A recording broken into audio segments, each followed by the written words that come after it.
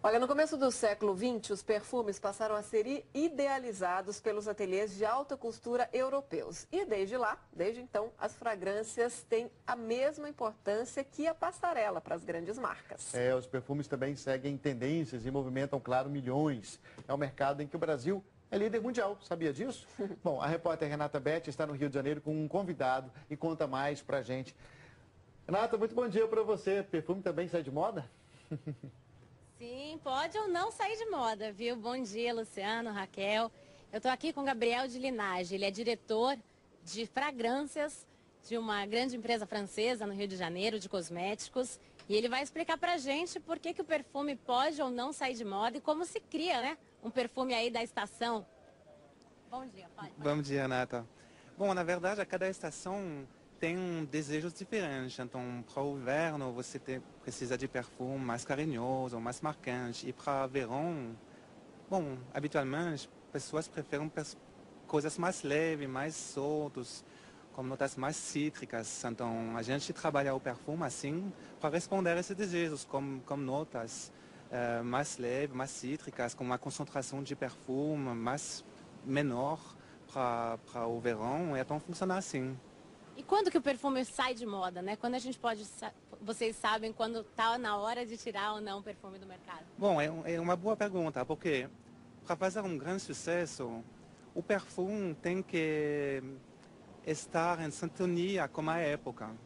E quando essa sintonia não funciona mais, bom, o perfume deixa de ser atraente. Então lá tem essa questão de verificar ou não verificar. Então, na maioria dos casos, devemos retirar a fragrância. Isso é uma pena para todo mundo, mas vão funcionar assim.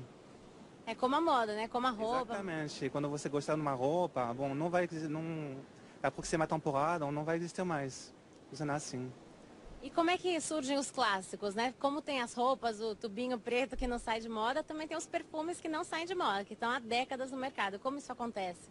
Bom, na verdade são duas coisas. Tem um lado técnico, que como o perfume fica na pele, a duração do perfume, como ele se espalha no ar, que é uma coisa muito importante. E do outro lado, é a capacidade do perfume a trazer emoções, a falar com a gente, na verdade. Um perfume é como uma linguagem, e você tem que entender essa linguagem e se apropriar esse perfume. E como a sua personalidade vai fazer uma coisa de sinergia, funciona assim. Então os grandes sucessos, na verdade, são perfumes que cada vez são muito diferentes do que você encontra e que vai sintoniar com a época, isso mesmo.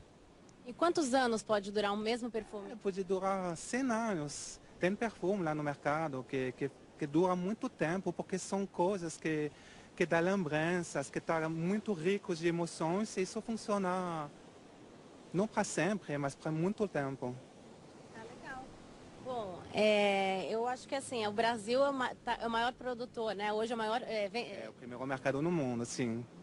O que é incrível, porque as brasileiras gostam de perfume como você não pode ver em outro país assim, como uma paixão tão forte para cheiros. E, bom, as brasileiras, os brasileiros também estão usando perfume, bom, numa quantidade muito importante, mas com paixão. Então, várias vezes durante o dia.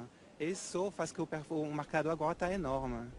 Muito legal. Obrigada, muito obrigada, Luciano, Raquel. Obrigada, Renata. A gente agradece, então, a entrevista e fica aí, né, essa informação de que o Brasil é o principal produtor e que perfume, além de algumas fragrâncias saírem de moda, perfume nunca sai de moda, né? Essa é a questão. Obrigada, Renata.